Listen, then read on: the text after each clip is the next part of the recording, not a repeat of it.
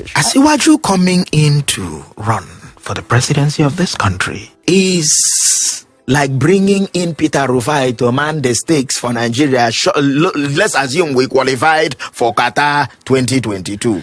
The national team coach who would invite the legendary Rufai or Austin Okocha and then will drop Iwobi and pick Okocha, okay, to be a midfielder for Nigeria. There is exclusion. That is religious exclusion to the detriment of Christian. But in PDP, it is regional exclusion. That's where the yes on Wike question comes in. The two most important positions in a political party is the presidential candidate and the national chairman of the party. All of them are in the north. Now, you look at Peter Obi and Labour Party. There is no disrespect. There is no exclusion. All this is you're saying. How does it add value to the economy? If you do not respect the constitution of your party, charity begins at home. How in this world are you going to respect the constitution of the federal republic? How is it? Are we talking about ethnicity, religion, or value in the country? Economical value. Everything is involved. You don't have to. What do you consider religion and the economy working with China? They are not Christians. They are fucking Buddhists, and they are the best economy in the world. Is China divided across ethnic lines as much as we are divided in this country? Is China divided across religious lines as much as we are divided in this country? If you support somebody that is not Peter Obi, they will drag you down. They will bully you. Listen, it is not bullying. If you come out and then we are only cyberbullying you and there is no civil war, we have tried. This is 200 and something million people. We have not broken. Do you know what we have seen?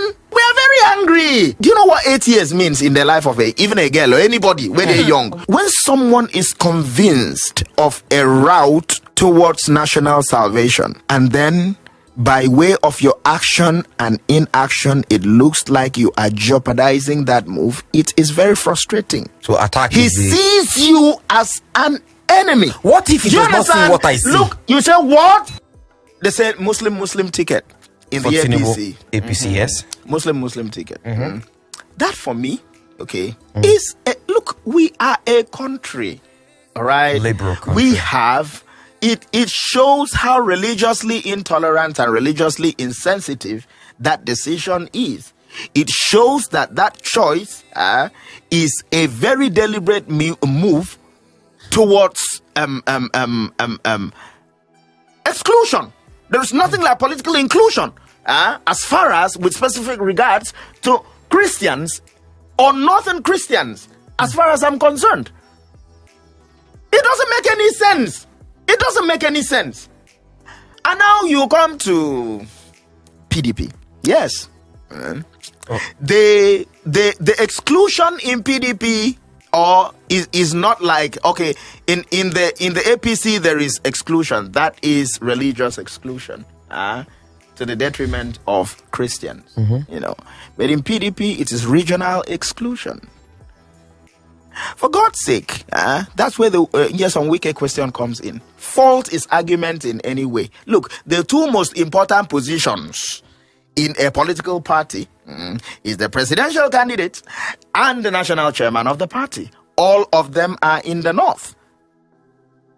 All of them are seated to the north. The argument by Yes on Wike, His Excellency, the governor of Rivers State, is, look, in our constitution here in the PDP, okay, there is provision for zoning. It is constitutional. Now, the presidential candidate, no one is struggling with it. It's okay, Waziri Atiku Abubakar can take. All right, he won.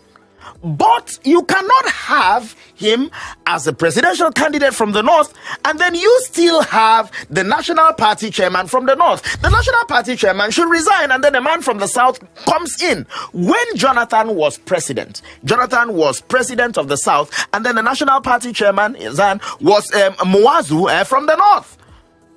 When Atiku took the ticket as a presidential candidate in 2019 when he was running against Buhari, Secondus from the south was a national party chairman. So why are you excluding the south? Is totally disrespectful. Do you understand? So the exclusion in the PDP and the disrespect and impunity is regional. Well, and then the APC is religious.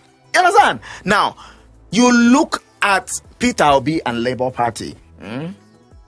There is no disrespect. There is no exclusion. But all this is you're saying, what has it got to do with and adding value to the economy? All this is you're saying. Now, how does he add value to the economy? If you do not respect the constitution of your party, charity begins at home. How in this world are you going to respect the constitution of the federal How republic? is he going to add?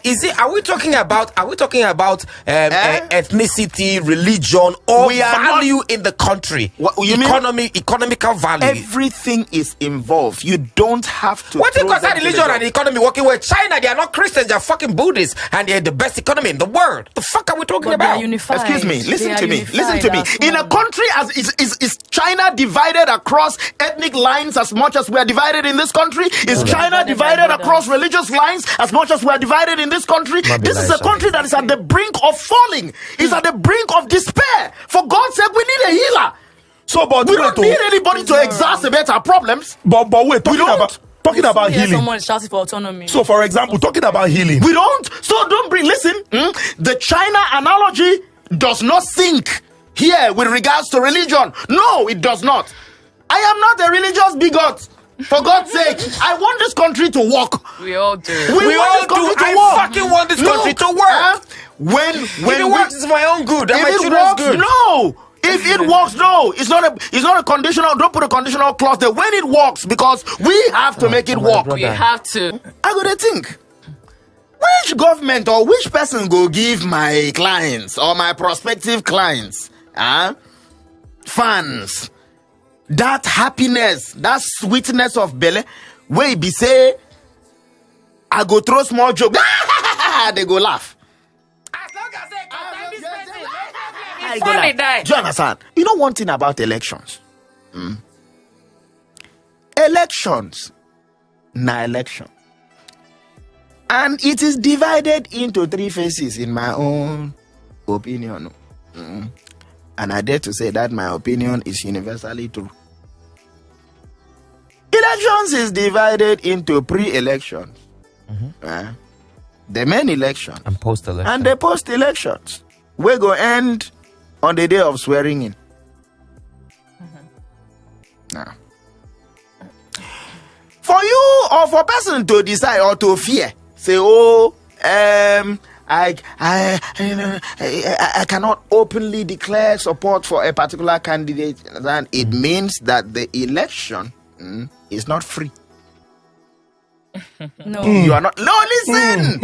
You are not free. You are not at liberty, so to express yourself. So, which means, meaning we all own stakes in this so-called free and fair election, because election can be fair but not free.